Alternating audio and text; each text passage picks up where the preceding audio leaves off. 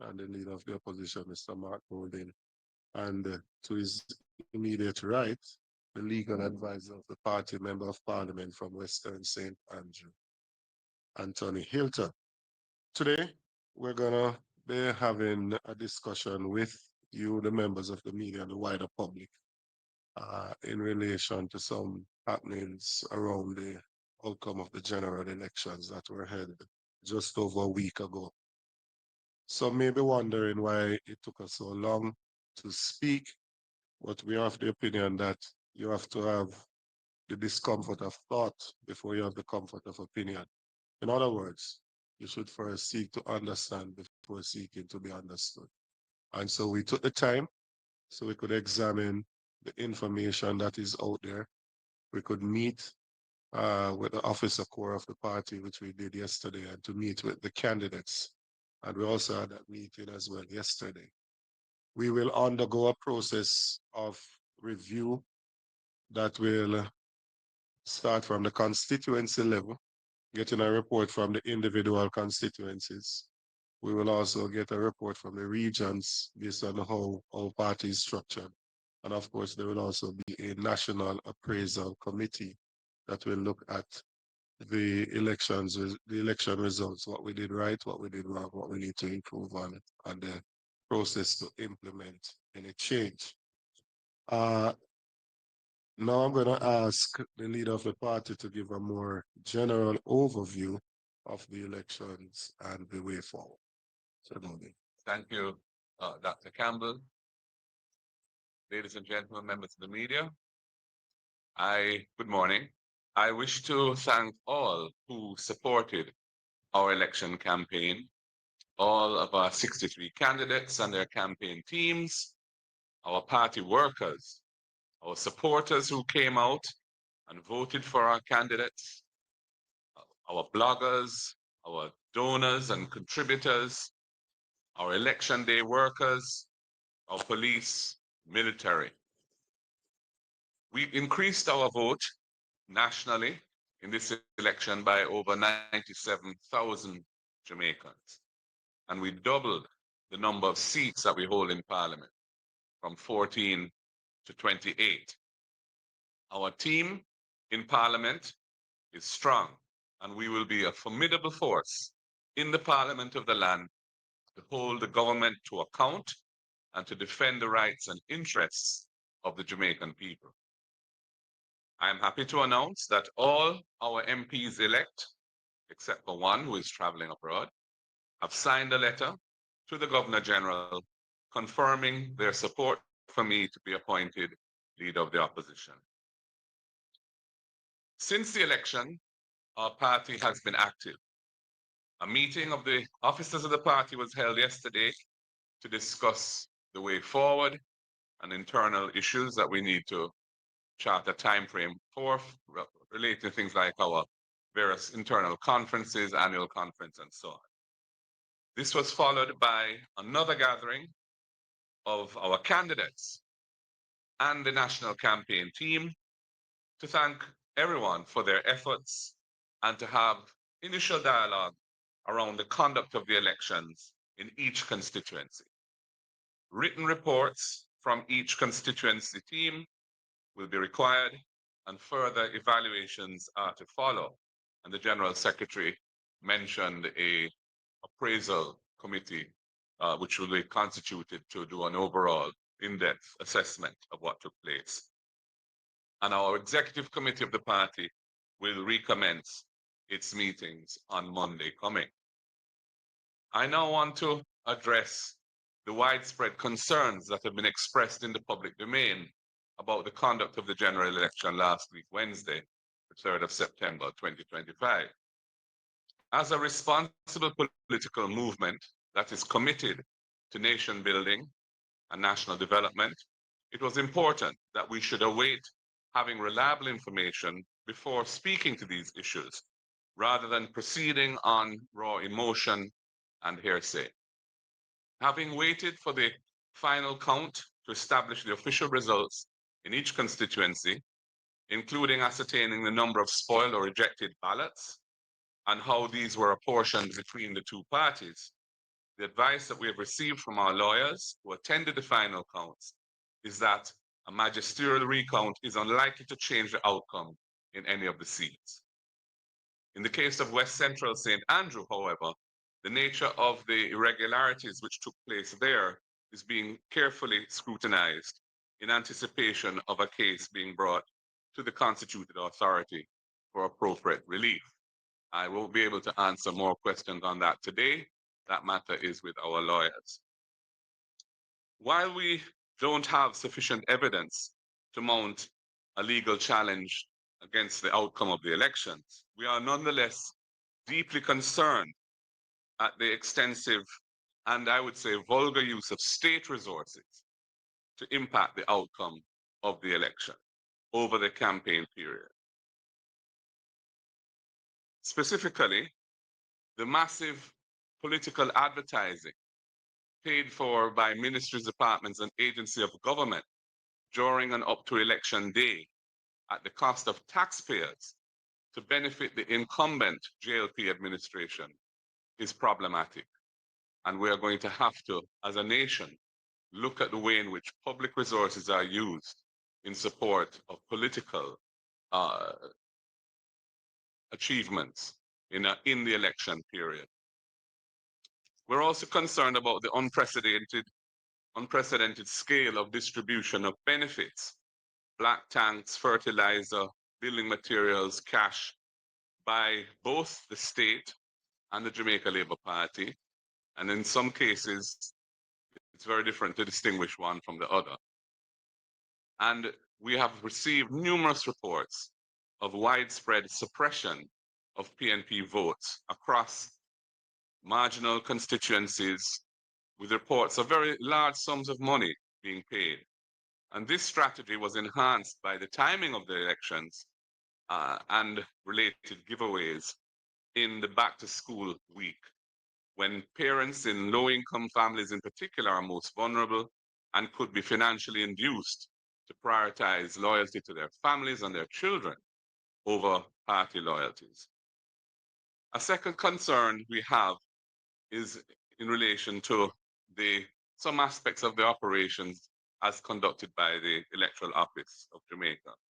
We think there should be an independent inquiry into the operation of the 2025 general election, and it should be urgently undertaken with changes implemented for future elections, because we need to improve the processes. In particular, the process that results in hours-long waits at many polling stations by voters who turn out to vote, frustrating electors and causing many to leave without voting. And this factor is exacerbated by the law, which only gives 3 hours as a window to employees to be away from their workplace during working hours for voting, which is clearly inadequate in Jamaica's modern realities when you consider the time for transportation to get to a polling station from the workplace, depending on where the person works and where they vote, and the lengthy delays in the lines in some polling stations. We also need to look at the use of finger inking. That was originally implemented to prevent multiple voting, but it currently facilitates voter suppression as persons are being induced financially to dip their finger in ink prior to the vote and then being paid not to vote. And we have several reports of this being done.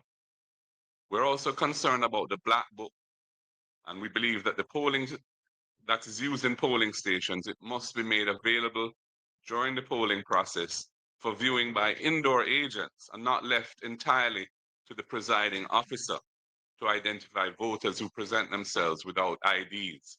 Because if the presiding officer is operating in a way that is not satisfactory from an independent, impartial point of view, there needs to be the ability of the indoor agents on either side to scrutinize what is going on there. And the integrity of the voters list needs to be re-verified through a comprehensive re-verification of voters to clean it of dead voters in particular and other voters who don't have a place of residence in the constituency where they vote. We will be sending teams into those constituencies which were most affected by these issues to conduct a field survey. This survey will empower Jamaicans who experienced or witnessed these issues to share their experiences with us. Many persons are deeply upset by what took place, and this process will allow them to get some closure. It will also assist us to advocate for changes to the law and the processes of elections that will ultimately help to protect Jamaica's democracy from tactics that clearly affected the ultimate outcome of the 25 general election and which are not contemplated by the system that we have. I will now hand over to our legal advisor. Thank you. Well, thank you. Thank you, Party Leader. As you said at the beginning, and the General Secretary has commented, we are at this time not intending to have any magisterial recounts. Other processes that are available, legal processes that are available, are being looked at based on the evidence that will come forward. I will just echo the point that you make about a review of the management of the election by the EOJ. I think after almost 30 years of the system that was robust at the beginning, I think there is no concern that gaps are opening up and they need to be examined. And we will be doing so by the processes that you have outlined in the various constituencies and regions as well. So the other point really is the legislative and regulatory improvements that may well result from all of this, which is to ensure that the use of state resources prior to and during elections are much better managed. And I think there are clearly loopholes there, and we need to fill those gaps through the legislation and or regulation. And I believe that the point was well made by the abuse that we saw during this election. Those are the points I will add at this time. Thank you, MP Hilton. No, so in relation to I know one of the media houses carried an article saying that we were going for a magisterial recount in 2 constituencies. I'm not sure where they got that report from because we did not give that information to the media. We know that on the night of election, you have a preliminary count, and in the days after, you have the final count, which we waited on, so we could get what is the official result from the EOJ. And after looking at that, we realized that there were 3 constituencies: Central Kingston, East Central St. Catherine, and Northern Trelawney, where the number of rejected ballots were more than the margin of victory. However, when we consulted with the teams that were present for the final count, we were reliably advised by them that of the rejected ballots, they are split roughly evenly between the 2 main political parties, and therefore you would not get any material change in the result in the constituencies.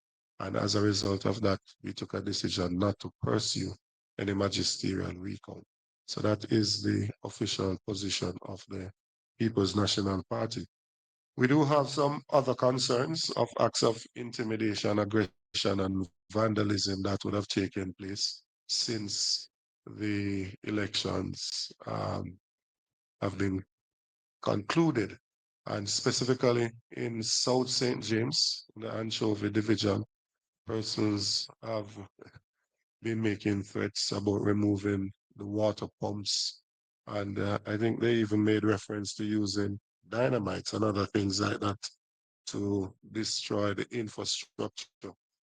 We've seen videos as well and heard voice notes of persons in Eastern Portland that would have made comments that resources would be limited to the newly elected Member of Parliament, Isaac Buchanan.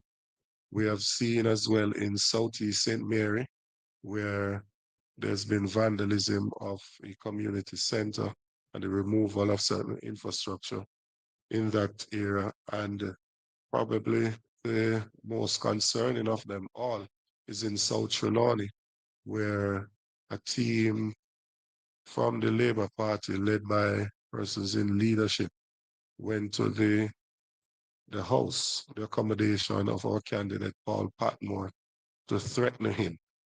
We believe that these things are intended to intimidate and weaken the democratic process within the country. And we are calling on the members of the Labour Party, the leadership, to rein in their supporters and for them to understand that we do believe in a democratic process and we have to accept the outcome. Similarly to how we have accepted the result at the national level, it can't be that they accept it at the national level, but at the constituency level, they are reluctant to accept that Isaac Buchanan did defeat Anne-Marie Vaz in a free and fair election that took place in East Portland, and that as the duly elected representative, he should be accorded with all the respect and the authority that should be conveyed on such a office. We also want to encourage our candidates across the length and breadth of the country to remove the paraphernalia that was put up during the time of campaigning.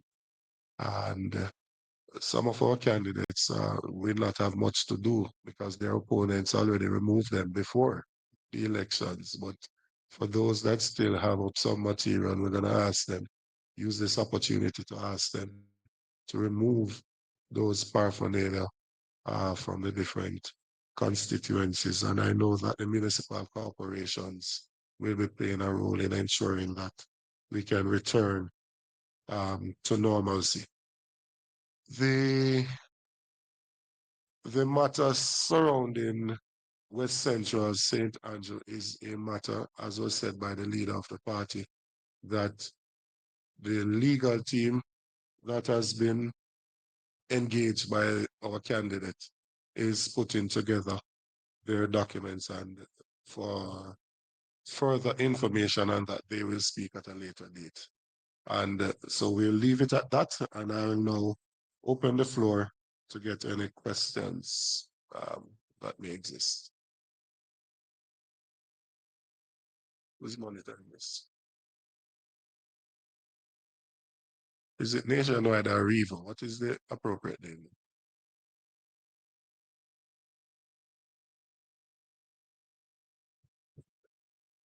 Siobhan Campbell, still Nationwide News.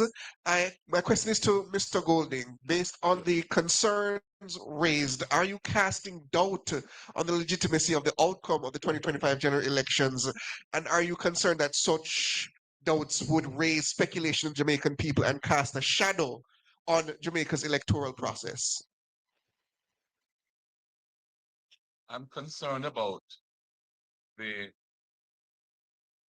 widespread reports that we have received of voter suppression strategies that were employed, in particular to dissuade our supporters and in some instances our workers from voting, and in the case of workers from turning up in some instances for the elections. I'm not seeking to in any way suggest that we are not accepting that the government that has been elected will be duly constituted. I don't want to go down that road. I don't think that's a wise road for Jamaica. But I also think it's important that we don't sweep things under the carpet, which have become and which were in this election a significant factor at play. And the use of financial resources to suppress votes, based on what we have heard, these are now indirect reports. That's why we're going to go through a process of going into the field to hear from people directly what they experienced and what they saw.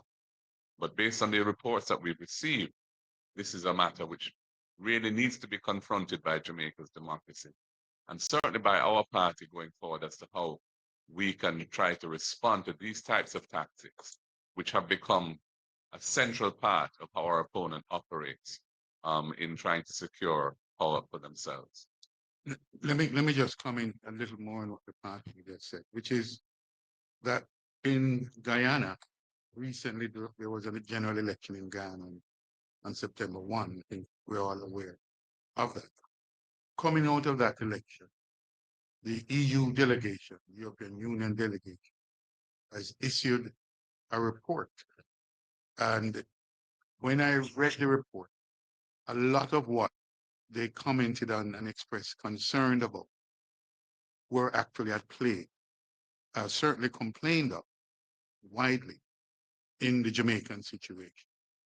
And that tells you that there are the question of the democratic process being legitimized is also a question of the various activities and the concerns and the issues that are raised that will affect the quality of the democracy. And I think that's a lot of the concerns that are being raised here and need to be pursued is around not just the specific legal aspects, but about some of the concerns and gaps that may have opened up in our electoral system that needs to be addressed. Morning, Desmond Richards here, Rebel Radio. Mr. President, have you identified reasons why the party lost? And secondly, what are your concerns about the low voter turnout? And I would like to hear if the party has plans to encourage voters to hold their votes. I would say that there's something perplexing about the voter turnout statistics, based on the fact that during the campaign, right through to the end of the campaign, the energy and enthusiasm on the ground was palpable, significant, and suggested that there would have been a stronger turnout. As indeed, the polls, right up to the last poll, which was published on the Sunday before the election, indicated that, based on the expressions of persons polled, they were expecting a significantly higher turnout. What happened on the day needs to be examined carefully. I think it was a combination of factors at play.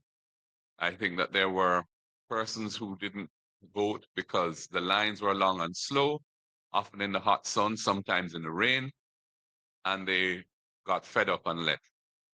I think that the financial inducements of which I speak or have spoken were a major factor as well in dissuading some people from voting. In terms of why we didn't win the election, we lost it narrowly. If we had 4 more seats, we would form government today. And when we look at the seats that we have in mind, we lost all of those by less than 500 votes. And in all of those, some of the issues which I raised were prominent factors at play. So obviously, I don't want to prejudge what the appraisal committee will say based on their investigations. But as I said, the low voter turnout is a bit of a mystery as to why that transpired, given what we know and what we saw and what we felt during the campaign. I would say one other thing, which is that the voters list itself has not been cleansed comprehensively for over a decade. I can't even remember when the last proper re-verification. Early 2000. Early 2000. So it's probably 2 decades now since that was done. And given the nature of our population, how people move around, move to other parts of Jamaica to seek work, and that sort of thing, and the people who die, and there's no automatic removal of voters on there. The number on the voters list from which the percentage turnout is derived is a questionable number.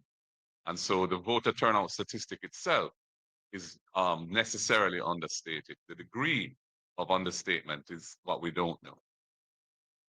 And if I may add to that, It- the People's National Party polled an additional 97,000 votes over the 2020 elections. The Jamaica Labour Party polled 5,000 more over that time. And as has been said, if you look at some of our areas, there was significant suppression that took place in some of our areas by person inducing individuals in there not to go to vote. And with the long lines that were present at the polling station, there is a question for the ECJ to answer. Because if we had a turnout of only 39% and we had such long lines with such delays, one shudder to think what would have happened if the turnout had been 50%, because significant delays took place on the day. I was on the phone from early with the director trying to resolve some of the issues. And you did have persons in those lines that turned away. So we lost 4 constituencies by less than 500 votes. Each of those constituencies have over 100 polling stations. It's just 5 persons in each of those that got frustrated and left that would have made that difference. And so it is a significant thing. And I think we have to resolve how we do this thing. I was third in line at my polling station and didn't vote until I was there before 7. Didn't vote until about 10 minutes to 8 before I completed the exercise. That's just not acceptable in my opinion. So there was a decision that was taken that persons that showed up without ID should have been placed in a separate line, and that you should have started the process from outside with an additional agent. That did not obtain in all constituencies. And so you had, in some cases, what appeared to be a deliberate attempt for persons to turn up without the IDs to deliberately slow down the process. And so there is a need for a proper review of the process, and for us to ensure that the elections are indeed free and fair, and that people can express their rights.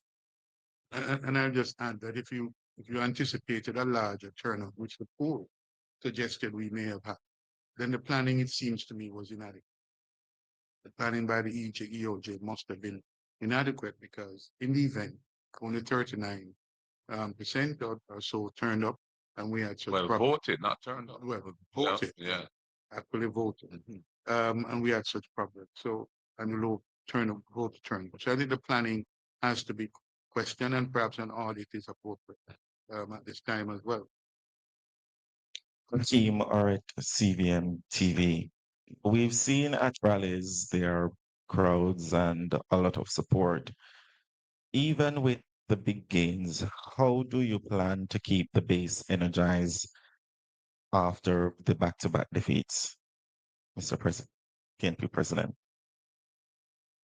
Well, after a campaign ends, there's a process of reflection, there's a process of analysis, there's a process of reconnection with our base and our supporters. And there's also, I think there are some reforms internally that we need to pursue as well to strengthen our overall organization. So the way in which we plan to handle the matter would be through a period of careful analysis of what took place and a recognition of where there are weaknesses that need to be strengthened, and the deliberate pursuit of changes that will strengthen those weaknesses. So, one doesn't energize the base from the start of a 5-year term of government. Energizing the base comes from the kind of process involved in campaigning. But what we need to ensure is that we stay in touch with our base, that we strengthen our constituents in divisional organizations, so that when the time comes, we're able to deliver an effective result. And we are starting now from a much stronger position than we have enjoyed over the previous 5 years. With just 14 in Parliament before, it was much more difficult. Only 14 MPs out of 63 were PNP MPs. Only 14 out of 63 PNP MPs got state resources through the Constituency Development Fund to help to do the work that they have to do. So it's moving from a very limited base in Parliament is difficult, and it required extraordinary effort to take us where we are now. With 28 seats to their 33, 35, 35, I mean, the situation is much more balanced, and that will enable us to build on that to be even more effective next time around. But you also pointed out partly that there'll be engagement in the field from now, in the reviews. I believe, certainly speaking from my own constituents, and from talking to others out of yesterday's meeting, that process of engagement will be helpful because a lot of the concern and the sense of rejection that is there comes from some of these things complained of. And I think once you're on the ground investigating, giving people an opportunity to speak and to vent some of that frustration, I think that will be part of the process of healing and engagement with them. Part of the process of healing and engagement. So I think that process will be ongoing. Morning again. Indulge me a couple of questions. One, given what you have described as acts of voter suppression, can you indicate whether or not the PNP has made a formal complaint about electoral fraud or irregularities to any state organ? And if so, in what constituencies? That's one. Two, can you indicate, sir, what is the projected spend for the People's National Party during this election campaign? Can you say also how was it funded and what percentage is corporate donation? And then finally, personally, Mr. Golding, is this disappointing for you? And if so, how disappointing? So your first question was whether a formal complaint has been made to any state organ in respect to the voter suppression of which we speak. The answer to that is no. We are, as I've said, going into the field to do a survey so that we can get more tangible information rather than the indirect reports that we have been receiving. Through the reports we're receiving is really through both things like social media, but also more importantly through the campaign structures that we have. But we want to go into the field and get more, a more comprehensive survey of what took place. At that point, we can decide, where we go from here. There isn't really any state agency that is mandated to address that issue. That's one of the challenges we have. So it's that is something we'll have to consider carefully as the best way to proceed, to deal with this. Some of these things may require a strengthening of the electoral law itself, the Representation of the People's Act, which, to take into account the kind of methods and tactics that are being employed in this era relative to when that law was last amended or reviewed. Other things may just require an internal response as to how we manage that kind of process going forward. So that's my answer to your first question. Your second question was about campaign finance. Yeah. I haven't seen from our treasurer yet a final report on the level of funding raised and expended. Based on my assessment of it or knowledge of it, I would say most of the funding that we raised came from donors. Some are corporate donors, some are individual donors. And I'm very sure that they were within the overall envelope allowed by the law in terms of the limits. I can tell you that because I have a sense for the numbers, but I don't have the specifics. And the third question was about yeah, it's a mixed feeling. I feel pleased that we are on the up and up, that we have managed to double the number of MPs that we have in Parliament, that we are going to have a team in Parliament now that is going to be formidable as an opposition, given the people who won. And we have an excellent team. And the fact that we got 97,000 more votes this time than we got in 2020 is also significant as an increase. Our opponents got 5,000 more votes. So it was a definite improvement in our performance. Disappointment at the same time that we weren't able to deliver that final, 5 additional, call it 4, that we needed to just have 32, which is the threshold for winning. That was disappointing. And when we look at the seats that we thought we would have won and didn't, we have to look carefully at why we weren't able to prevail there. I think that the reasons for that were more to do with factors that took place on election day itself and maybe the night before or 2 nights before, rather than the campaign as a whole. I think the campaign as a whole, we ran a pretty exemplary campaign. I think it was a much more active campaign than our opponents in terms of presence on the ground and meetings and rallies and the attendance at those rallies. I think our manifesto was delivered in a reasonable time so people could digest it and was well received. I think that our performance in the election debates, where most people feel that we won each of the 3 debates, was also significant and helped us along. But, we weren't able to actually cross the line first because things went on, as I said, the very end of the process, which we were not able to respond to effectively on the day. And for that, we must all take some responsibility, including me as party president. Oh, is there somebody determining who speaks? Right? Yeah. So, Morning, gentlemen. What positives can you take from the campaign? Excuse me. the speakers, right? Yes. What positives can you take from the campaign? And what are your views generally about your team, the team you put together? Okay, it's a bit disappointing to lose, obviously.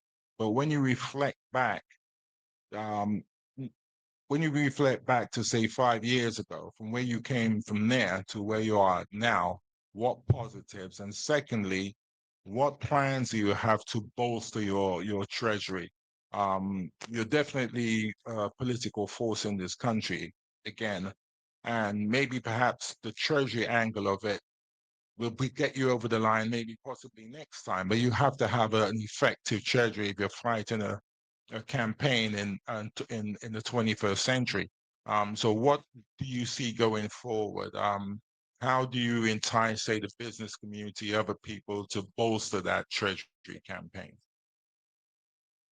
Yeah, in terms of positives, I think that we now have a united party. We have a team that is working together and has worked together well throughout the campaign. I think that the organization as a whole is strong. That's not to say there aren't areas that need improvement. There are. But we did significant training, for example, of our workers over the last several months. And we were really building on the success in the local government elections of February 2024, where we won the popular vote quite handsomely there. And we ended up with six municipal corporations and the city municipality of Portmore making 7, which is the same number as the JLP have, but we have 1 more division than they do. So there's been a kind of process over the 5 years of building an improvement, which I think was reflected in the 97,000 additional votes that we got and the 14 additional seats that we won.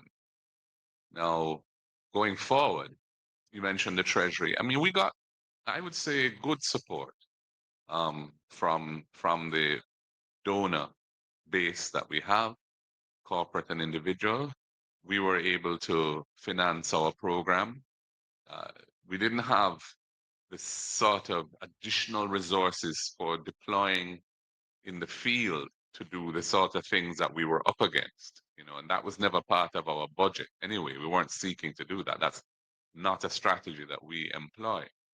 But, you know, in terms of being able to pay our media houses for the advertising that we had booked and developing that advertising and paying our party workers, you know, for their efforts and the paraphernalia and so on that we were, you know, we were able to hold our own. And going forward, you know, we will just be encouraging Jamaica to understand the importance of maintaining financial balance in how they fund political parties, because, you know, if one party has excessive resources relative to the other, it can affect the democratic outcome of elections quite easily. So, you know, these are the sort of arguments that we impress upon donors, and we have been, you know, we get good response for the most part. So I don't have any issue really there with the fundraising side of the campaign.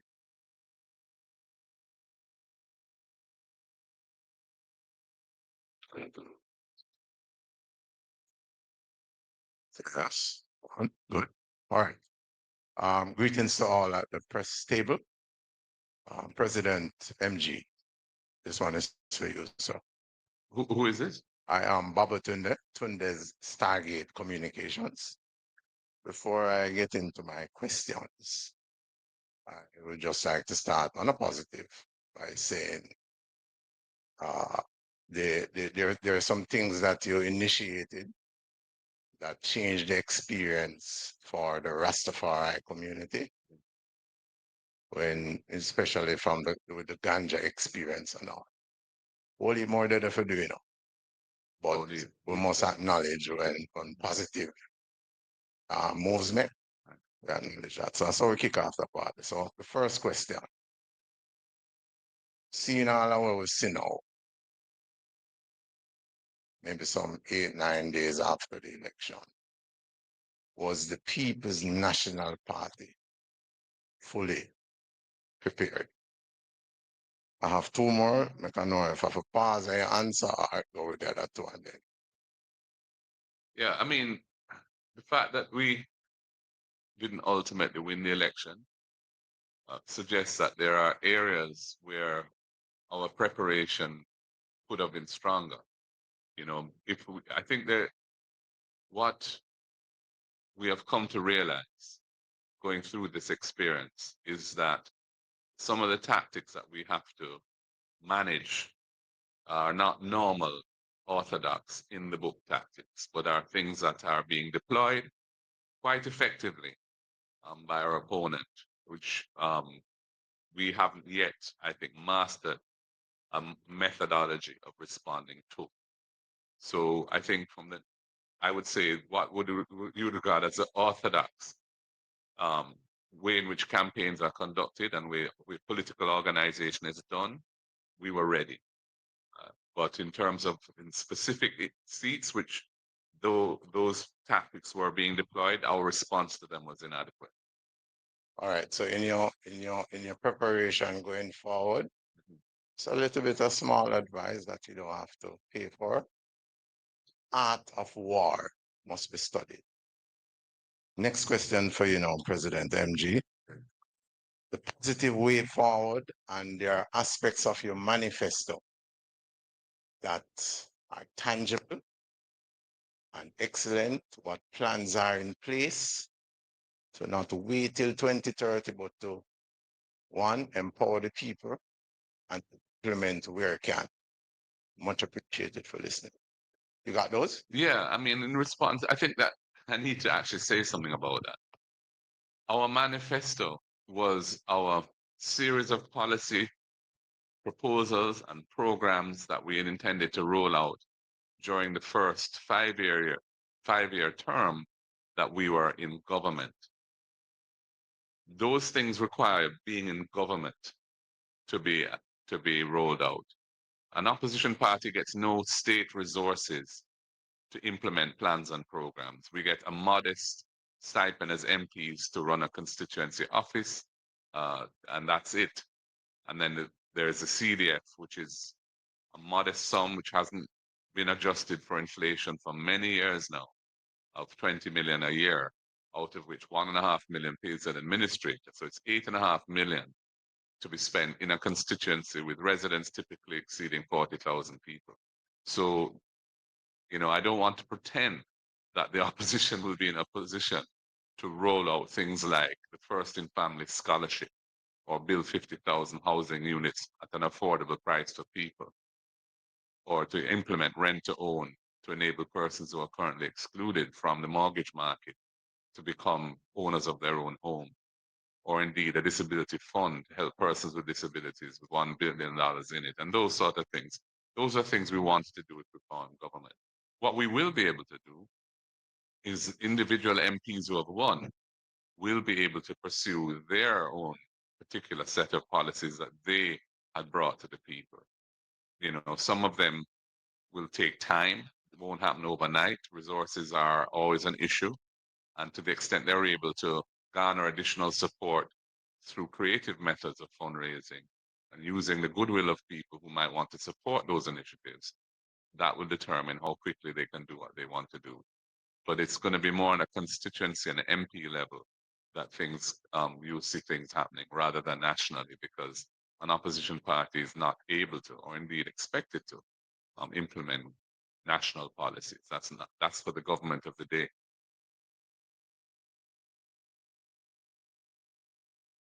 Just two more, one for Anthony Hilton and one for you, Mr. Golding. Mr.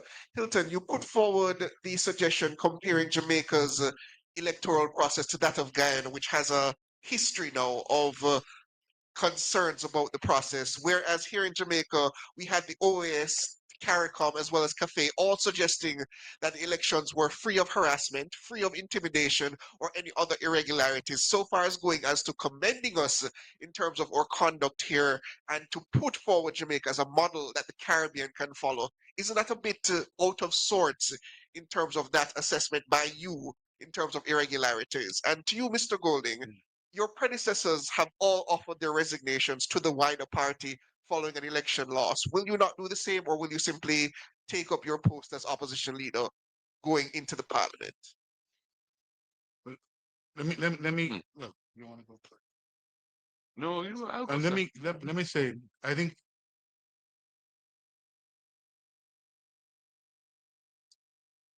the aspects.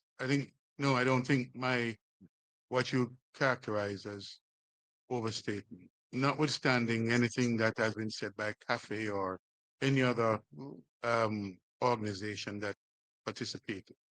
The EU focus, and I'd urge you, and I think you have read the EU report.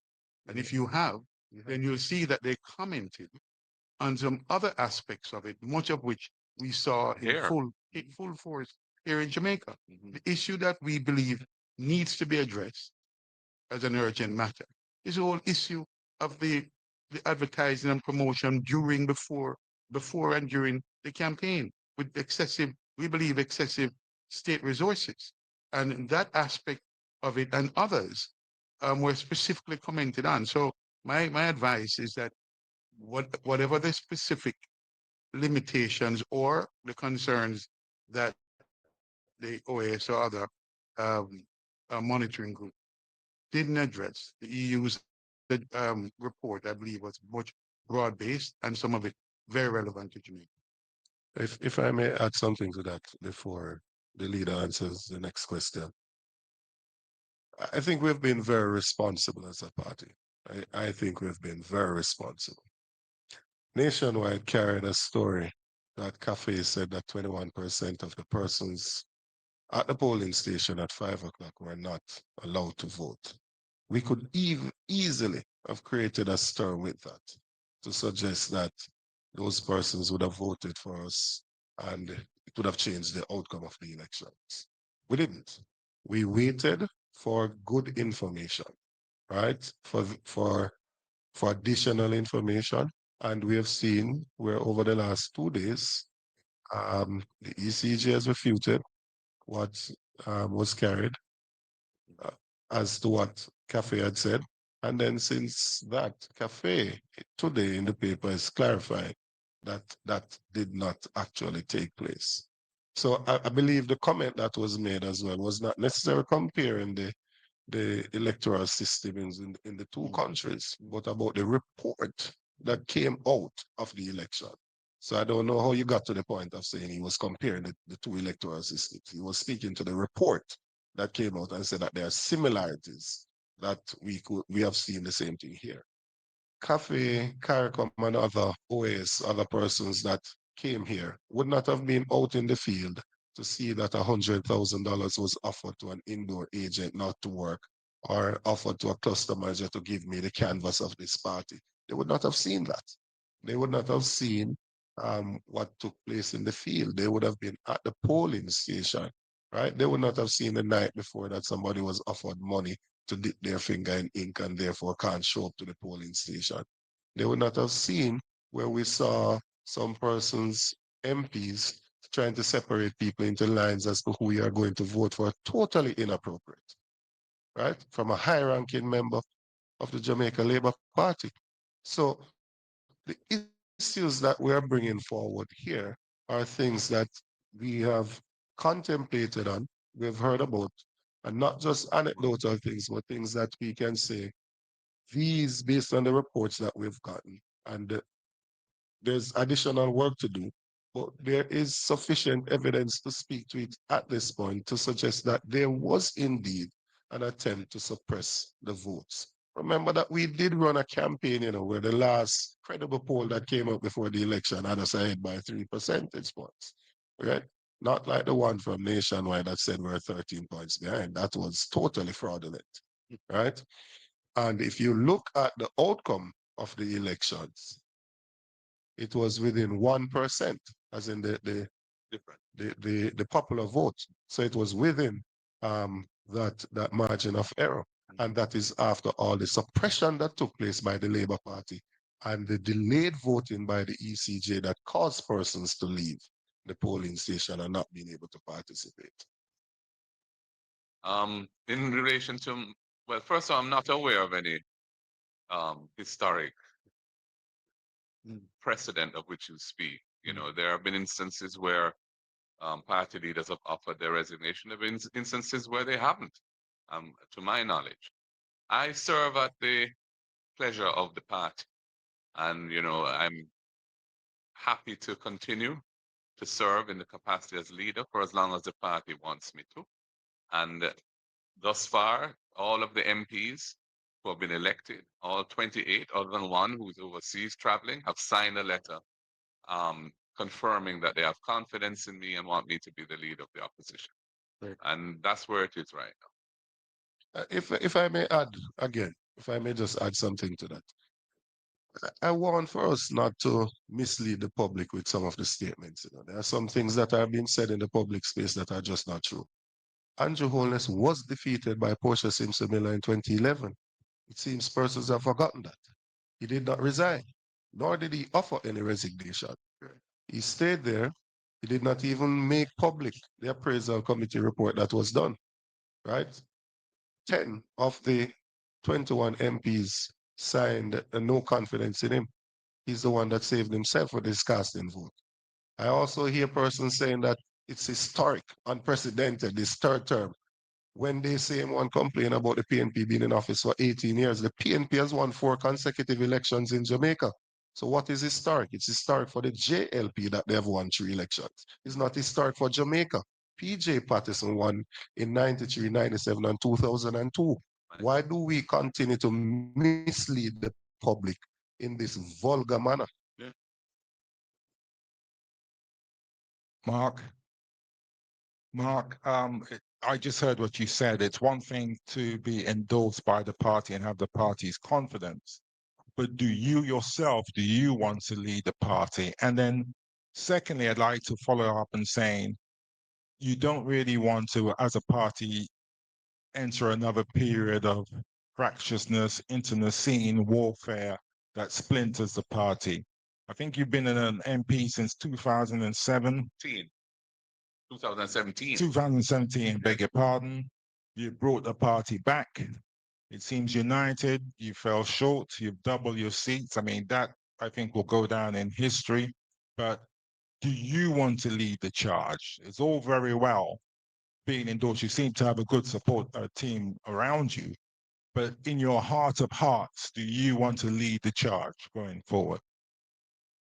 And secondly, I'd say that you seem to have a deep bench, both in the lower house. What are your plans for the upper house? A lot of bright people around, a lot of people who can take positions. How do you want to lead them and how do you want to deploy it? Well, I'm not going to comment on the composition of the Senate, which is, you'll hear more very shortly on that. In terms of my own personal aspirations, Al, I I feel I feel a continued commitment to my country, Jamaica, where I was born and where I've lived all of my life other than when I was studying abroad. And which has been very good to me, and which my parents, instilled in me a sense of service to the people of Jamaica. And I am willing to continue and plan to continue to serve my country through the political process as leader of the People's National Party, moving ahead, going forward from the significant achievements that we have managed to garner in these elections to a victorious result next time round. And as I said, I serve at the will of the party. And so as long as the party has confidence in me to continue, I will be here. Thank you very much, ladies and gentlemen. I hope it was informative and have a great day.